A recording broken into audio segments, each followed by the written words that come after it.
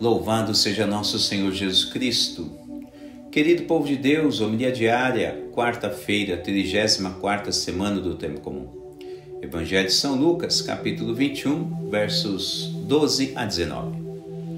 Neste tempo de encerramento do ano litúrgico, as leituras do livro do Apocalipse, da primeira leitura, que são apresentadas diariamente, nos oferecem uma ótima oportunidade de reflexão, especialmente sobre o que diz respeito ao fim último do ser humano. E, ao mesmo tempo, oferece também uma forma de enxergar sinais que são divinos. E, em um primeiro olhar, a linguagem do livro do Apocalipse parece um tanto que assustadora. No entanto, não vamos nos esquecer, se trata de sinais sagrados, sinais divinos, os quais Deus quer que todos os seus filhos enxerguem com bastante clareza sobre todas as coisas que estão acontecendo à volta, mas especialmente aquelas que são relacionadas às coisas do céu. Por que Deus faz isso? Para que ninguém possa dizer que amanhã ou depois foi uma pessoa pega de surpresa. Como devem ser vistos e interpretados os sinais dos fins dos tempos? Como isto deve acontecer? Quem são os vitoriosos que São João fala no livro do Apocalipse, na primeira leitura? O Evangelho de hoje nos oferece uma visão bastante clara no que se refere aos fins dos tempos e quem são os vitoriosos no confronto final com a besta.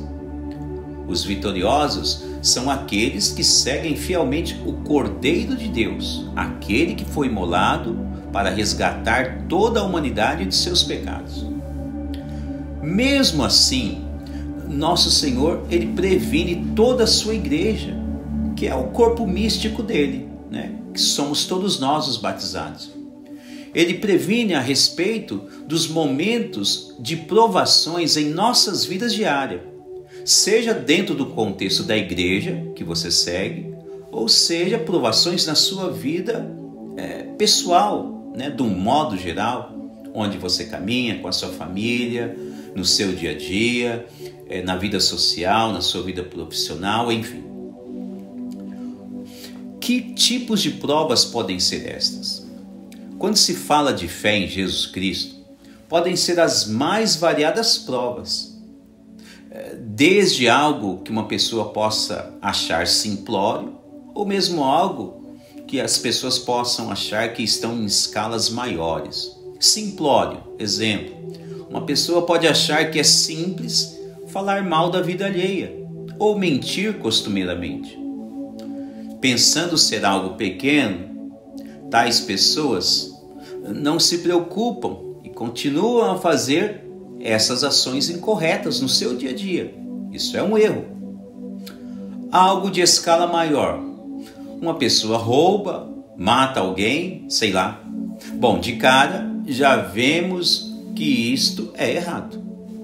Agora, seja de uma forma ou de outra, o ser humano, quando não vigia a sua vida diante de Deus, é factual que será tentado nas menores ou nas maiores coisas, como dei esse pequeno exemplo.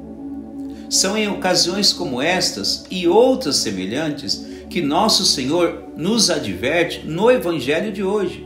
Jesus diz que em ocasiões de prova da nossa vida diária, é ali então que cada fiel irá mostrar-se se é ou não cristão.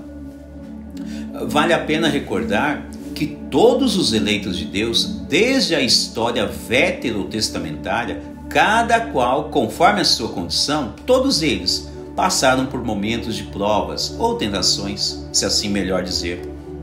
Abraão, por exemplo, ele é tentado na fé com seu filho Isaque, veja lá em Gênesis capítulo 22.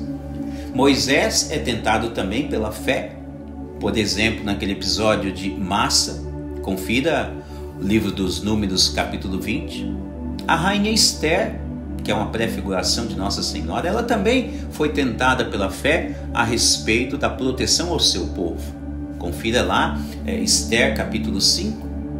Débora, uma grande guerreira, ela é tentada em um contexto de coragem, Confira Juízes, capítulo 4 e 5. Davi, que está ali na linhagem messiânica, ele é tentado no aspecto da imoralidade. Confira lá, 2 Samuel 11. Bom, entre outros. Na visão do livro do Apocalipse, aqueles que permanecerem firmes serão vitoriosos. E esta vitória é dada a todos aqueles que combaterem o que é contrário às leis divinas, seja na vida pessoal ou em aspecto geral, na sua vida diária, cotidiana, onde você estiver. A promessa de vitória é feita por Jesus hoje no Evangelho, quando se diz que unidos a Ele não devem temer mal algum. Exatamente. Todos aqueles que se unem a Jesus devem seguir firmemente os seus propósitos, conforme Jesus sempre nos instruiu. Por quê? Jesus ele garante que vivendo assim, até mesmo os fios de cabelo da cabeça serão todos guardados.